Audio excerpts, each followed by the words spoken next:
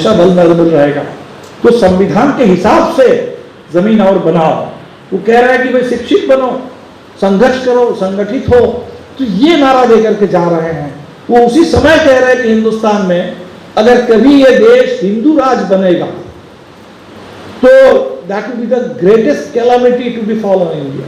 अब सोच लीजिए कि ग्रेटेस्ट कैलामिटी उसको बोल रहे हैं कि अगर हिंदू स्टेट बनेगा। और इसके लिए वो जितना कर सकते थे अपना, उतना काम वो बनने से पहले कर दिए। आज हम लोग सुबह गए, पहली बार दीक्षा भूमि में जाने का हमको मौका मिला, गए आज सुबह देखने के लिए। और मैं सोचता हूँ कि भाई कितना बड़ा कदम था वो 1956 में इसी नागपुर में, जो वैचारिक हेडक्वार्टर है भारत के फांसीवाद का, भारत में जातिवाद का, ब्राह्मणवाद का, मनुवाद का, उस हेडक्वार्टर के सामने वहां जा करके आपने संविधान में जो अधिकार दिया, फ्रीडम ऑफ रिलीजन। फ्रीडम का मतलब क्या कि रिलीजन हम खुद तय करेंगे। अगर कोई रिलीजन हमको पसंद नहीं है, हम दूसरा रिलीजन लेंगे। Right to choose once religion, और वो रिलीजन हम लेंगे। और तय किया कि भाई ठीक है, हम हिंदू में थे और इस कास्ट सिस्टम, लेकिन हिंदू बन करके मरेंगे नहीं। और अपना बुद्धिज्म को उन्होंने अपना लिया। तो एक तरह से एक कॉन्स्टिट्यूशनल जो राइट है टू चूज वंस रिलीजन, उसका एक कलेक्टिव एक्सरसाइज उन्होंने किया, एक मास प्रोटेस्ट उन्होंने किया लाखों लोगों के साथ। उन्होंने जाति के खिलाफ वो बराबरी पर आधारित जो धर्म उनको दिखा, उस बराबरी के लिए उन्होंने बुद्धिज्म को अपना लिया। तो कितना बड़ा प्रोटेस्ट था। तो इस समय हमें लगता है कि हमारे देश में उन्माद के खिलाफ जो जिस तरह के जन आंदोलन जनता को गुमराह कर रहे हैं, तो इसके खिलाफ हमें भी बड़े जन आंदोलन की ओर जाना होगा। और जन आंदोलन बन रहे हैं।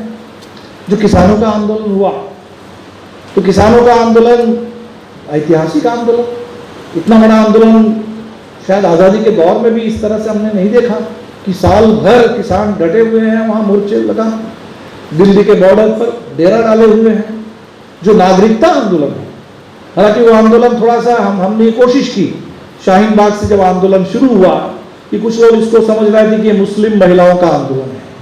मुस्लिम महिलाओं ने जबरदस्त रूप से इतिहास गढ़ दिया। दुनिया में शायद ऐसा कोई नज़ारा कम दिखा होगा कि एक आंदोलन में 8 साल की बच्ची से लेकर के उनके 80 साल की दादी नानी सब एक साथ, 3 पीढ़ी 4 पीढ़ी, दिन रात एक करके शाहीन बाग वहां से पूरे बात। तो हमारे ऊपर जो जिम्मेदारी थी कि इसको हिंदू मुस्लिम चश्मे से मत देखो। ये नागरिकता जो we the people of India, ये नागरिकता में आप धर्म को घुसा रहे हैं, स्मगल करके ले आ रहे हैं। आप कह रहे हैं कि हिंदुस्तान में जो अगर बांग्लादेश से, पाकिस्तान से, अफगानिस्तान से, कहां से जो गैर मुस्लिम जो आएंगे उनको हम नागरिकता देंगे, लेकिन अगर मुस्लिम हो तो उनके लिए नहीं है। तो आप जो किनको रिफ्यूजी मानेंगे, किनको नहीं मानेंगे, कौन स्वागत है और कौन वेलकम नहीं है देश में, तो उसमें आप धर्म को ला रहे हैं।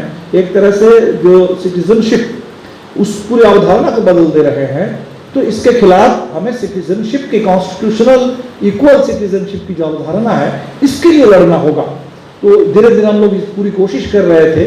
बिहार में हम लोगों ने सबसे ज़्यादा एनआरसी, एनपीआर और सीएए, इसके खिलाफ करीब 40,000 लोगों का एक विधानसभा मार्च हमने आयोजित किया, जिसमें मुस्लिम की भागीदारी कम थी, क्योंकि लोगों को लग रहा था कि मुस्लिम का आंदोलन है।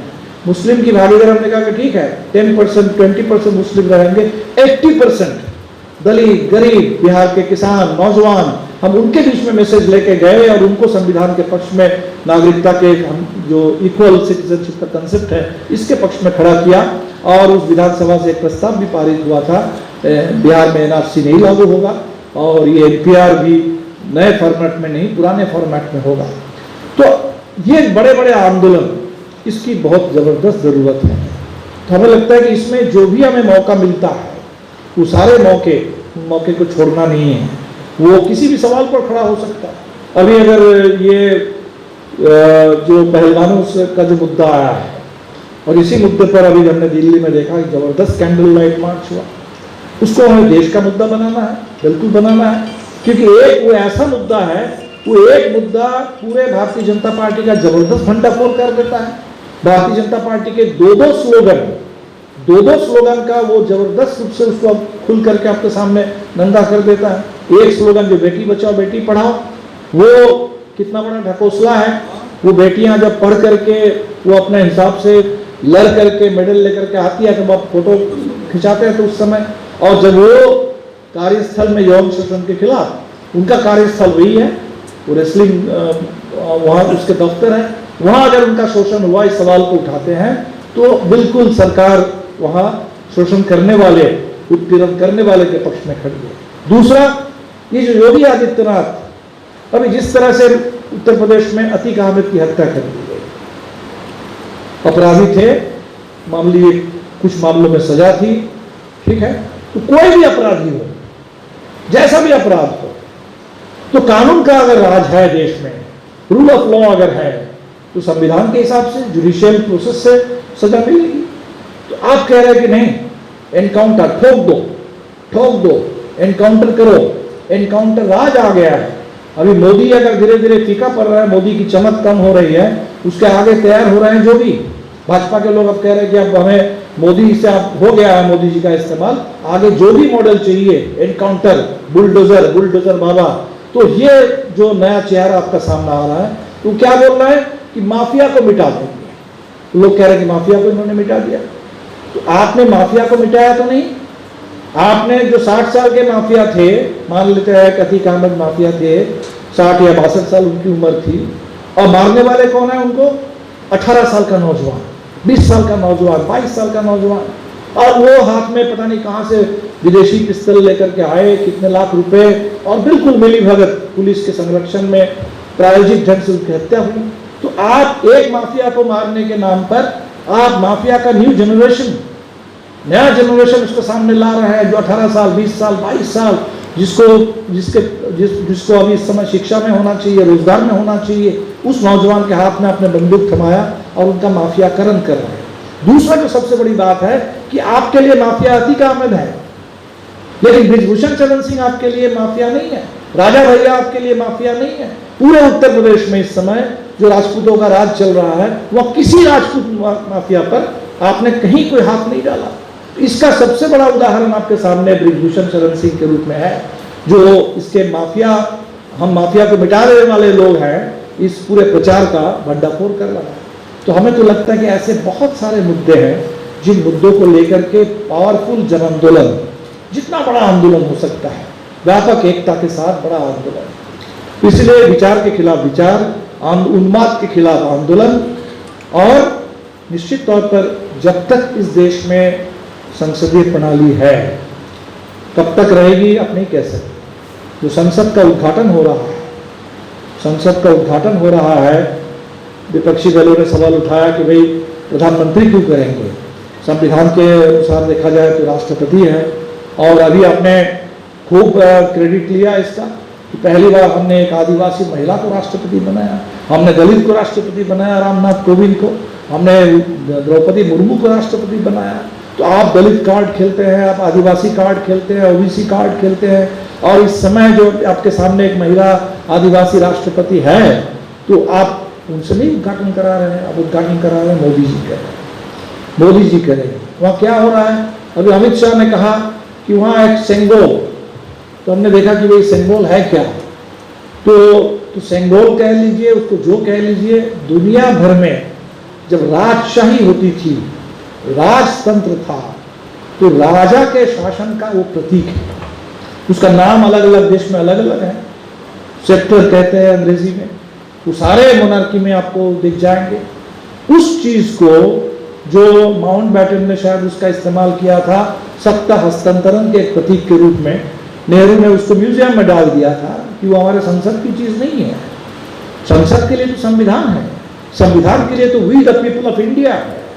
और उस जगह पे वो कह रहे हैं कि हम उस सेंगोल को वहां स्थापित करेंगे कि वो शासन के प्रतीक के रूप में, तो लग रहा है कि हम फिर राजशाही की ओर लौट के जा रहे हैं। इसलिए ये चुनाव कब तक होगा, कैसे होगा, ये कहना बड़ा मुश्किल है, लेकिन तब भी जब तक है तो चुनाव का ये जो पूरा टेरेन है, टर्फ है, इस मैदान को भी क्यों छोड़ेंगे? किसी भी मैदान को छोड़ना नहीं है। वो हर जगह से वो पूरा छेद ढूंढ रहे हैं, वो छेद ढूंढ रहे हैं कि कैसे एक टोटल कंट्रोल स्थापित हो। फासीवाद मतलब टोटल कंट्रोल, हमारा दिल दिमाग से लेकर के सारा इंस्टीट्यूशन, सत्ता। तो हमें इस टोटल कंट्रोल के खिलाफ हमें भी टोटल रेजिस्टेंस की ओर जाना होगा, और हमें भी उसके कंट्रोल के जितने माध्यम हैं, तौर तरीके हैं, जितने मीडियम से वो कंट्रोल कर रहे हैं, उन तमाम मोर्चे पर उस कंट्रोल को तोड़ने के लिए और उस कंट्रोल के बरखिलाफ वहाँ जनता की दावेदारी को स्थापित करने के लिए हमें भी जाना होगा, करना होगा। इसीलिए हम इस कोशिश में भी हैं कि अपोजिशन के अंदर कुछ तालमेल हो। कठिन है, बहुत कठिन है। भारत में अभी भी बहुत सारे लोग, उनको लग ही नहीं रहा कि फांसीवाद आया है, फांसीवाद आया है, नहीं लग रहा है। और कुछ लोगों को ज़्यादा से ज़्यादा ये लग रहा है कि हाँ मोदी है, अदानी है, थोड़ा पर्सनालिटी कल्ट है, थोड़ा जुमलेबाज है, भाषण देते हैं, काम करते हैं, इसी रूप में लोग देख रहे हैं। जैसे वो हाथी देखने वाला है ना, कि हाथी को देख रहे थे, कोई हाथी का कान देख रहे हैं, कोई उसका पूंछ देख रहा है, लेकिन एक हाथी है इसको समझ नहीं पा रहे हैं। तो बिल्कुल भारत में भी फांसीवाद के बहुत सारे जो आयाम हैं, कोई कह रहे कि हाँ झूठ झूठ, तो झूठ के खिलाफ हम लोग भी व्हाट्सएप में बोलते हैं, झूठ का भंडाफोड़ करते हैं, हम भी उसको लेकर मजाक करते हैं। तो कुल मिलाकर के वो बात वहीं खत्म हो जाती है। तो ये बात वहाँ खत्म ना हो, इस फांसीवाद के बारे में लोगों के अंदर एक चेतना जगे कि बहुत खतरनाक चीज़ है, बहुत ही नकारात्मक चीज़ है, जो खत्म कर देगा। और लोकतंत्र को अगर खत्म करेगा तो लोकतंत्र की जरूरत किसको है? गरीबों को है। अमीरों को लोकतंत्र की कोई जरूरत नहीं है, पूरा का पूरा सिस्टम उनके लिए है, उनको कोई जरूरत नहीं है। पार्लियामेंट में ऐसे ही कानून पारित हो जाते हैं। कानून अगर पारित नहीं भी हुआ खुल करके, 3 कृषि कानून को वापस भी ले लिया गया, बहुत ज्यादा उनके लिए फर्क नहीं पड़ता। तो अमीरों के लिए, इसीलिए शहर के मध्यम वर्ग, बहुत सारे लोग वोट डालने जाते भी नहीं है।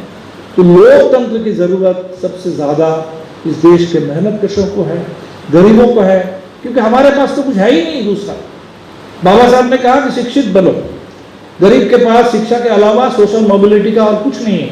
आपके पास जमीन जायदाद नहीं है, कोई बैंक बैलेंस नहीं है, कोई संपत्ति नहीं है, तो शिक्षा अगर है तो शिक्षा को लेकर के हम आगे बढ़ सकते हैं।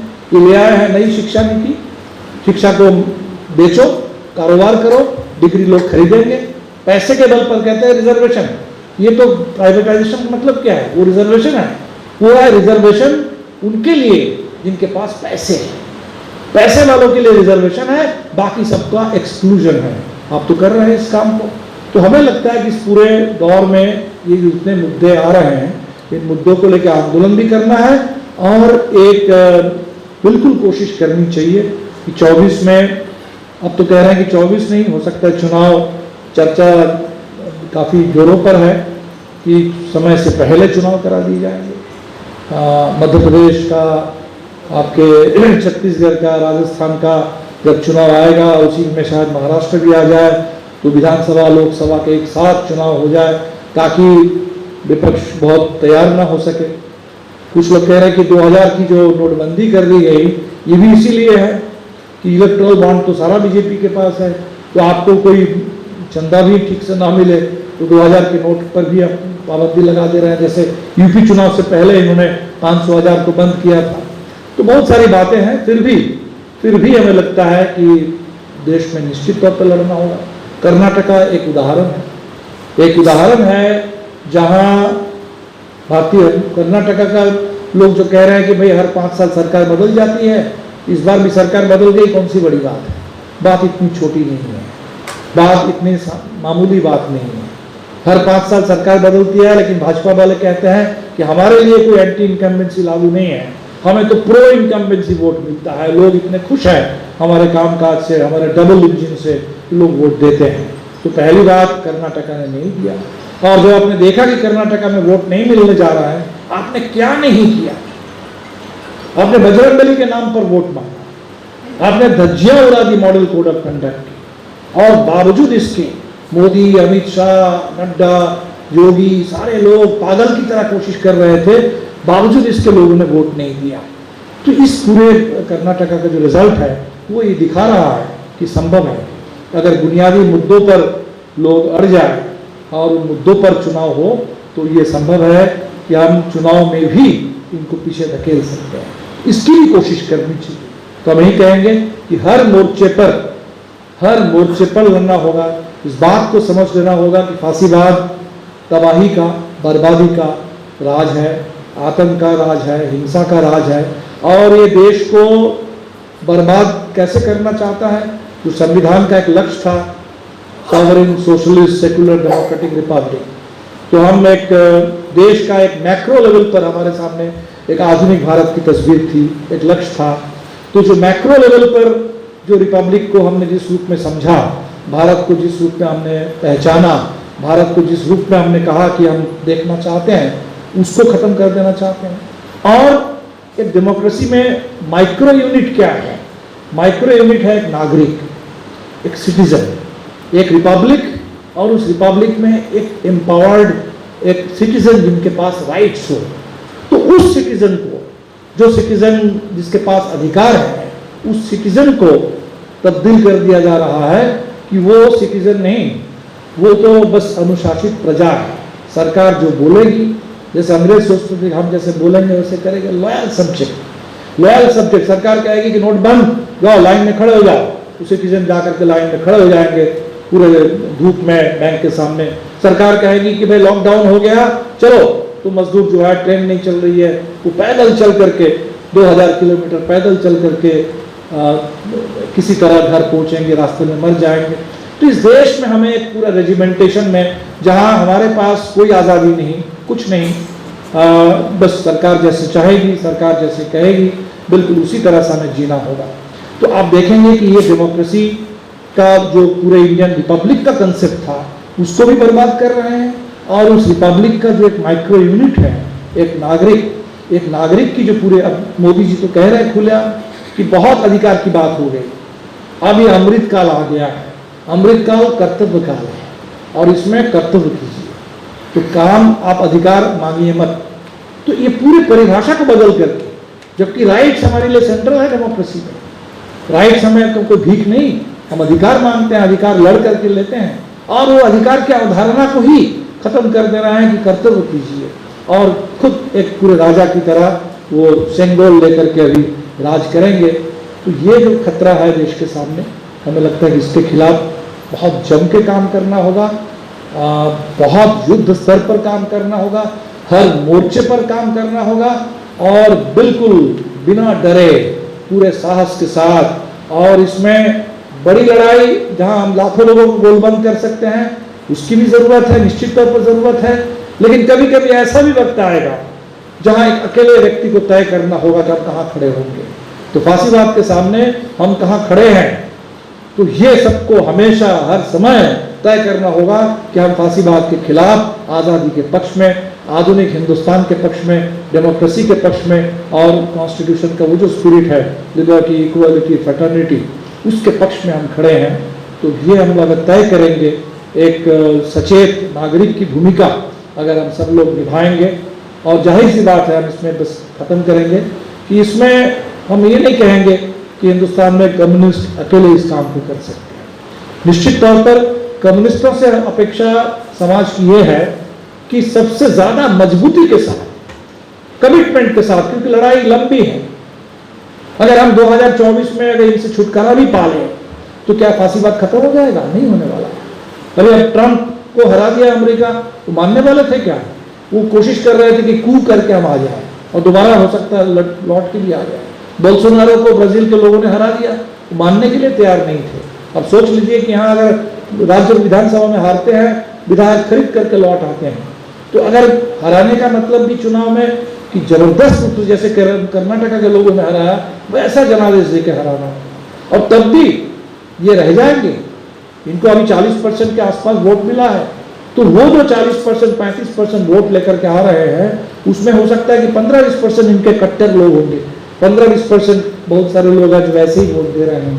तो इनके पूरे सामाजिक आधार को, इनके वैचारिक प्रभाव को, इनके राजनीतिक प्रभाव को हमें बिल्कुल उसको कम करना होगा, इनको फिर हाशिए में धकेलना होगा। और इसीलिए हमें लगता है कि लंबी लड़ाई है, लंबी लड़ाई, व्यापक लड़ाई, कठिन लड़ाई, और इसीलिए कम्युनिस्टों से जरूर यही उम्मीद है कि इस लड़ाई को अंत तक और पूरी व्यापकता में लड़ने का काम कम्युनिस्ट करें। लेकिन साथ साथ हम तो कहेंगे कि आधुनिक हिंदुस्तान में जितने विचार आए हैं, आज़ादी के आंदोलन के दौर में कम्युनिस्ट थे, आज़ादी के आंदोलन में गांधीवादी लोग थे, नेहरू के लोग थे, सुभाष बोस थे, आज़ादी के आंदोलन में अम्बेडकर थे। पूरे सामाजिक बराबरी की लड़ाई में एक से एक, फूले से लेके पेरियर से लेके बहुत सारे लोग पितृसत्ता के खिलाफ लड़ाई में थे।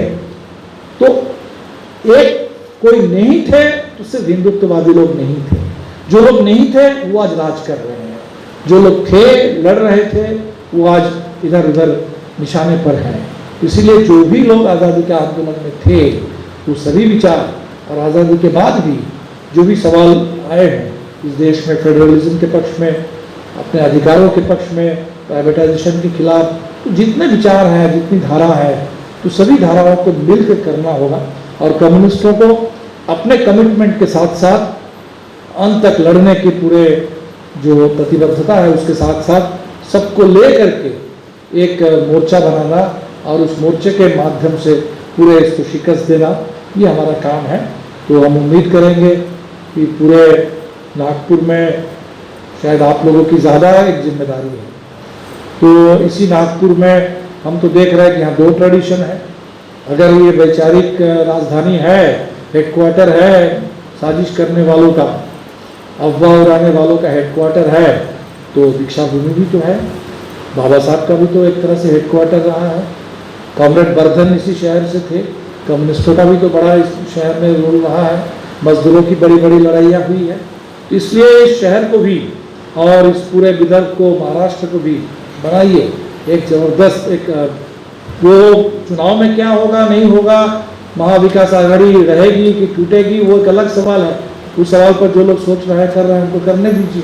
हम नागरिक के बतौर, नौजवान के रूप में, शिक्षक के रूप में, मजदूर के रूप में, एक महिला के रूप में, हम किसान के रूप में हम क्या कर सकते हैं, हम सब लोग अगर ये बात सोचेंगे और इस अपने भूमिका को निभाएंगे, हमें लगता है कि भारत में इतना आसान नहीं है। फांसीवाद आया है, लेकिन फांसीवाद के लिए बिल्कुल जम जाना और लोकतंत्र को हमेशा के लिए ख़त्म कर देना, इतने सालों से अन्याय के खिलाफ, उत्पीड़न के खिलाफ जो लड़ाई की भी धारा बढ़ी है, उसको पूरी तरह से कुंद कर देना ये संभव नहीं है। तो इस ताकत, हमारी एकता, हमारी हिम्मत, हमारी ताकत, हमारी मेहनत वो रंग लाएगी और हिंदुस्तान में लोकशाही बरकरार रहेगी। एक मजबूत लोकतंत्र, एक ऐसा लोकतंत्र जहाँ वो जो आखिरी पैदान वाले आदमी के पास भी, उस औरत के पास भी पूरा अधिकार हो, जहाँ सामाजिक बराबरी हो, इस लोकतंत्र से ही हम फांसीवाद का बिल्कुल जवाब देंगे। इसी के साथ आप तमाम साथियों का बहुत बहुत शुक्रिया। नमस्कार दोस्तों, हमारे news channel blue and red news India को लाइक कीजिए, शेयर कीजिए, अनसब्सक्राइब कीजिए। हम मिलेंगे फिर, धन्यवाद।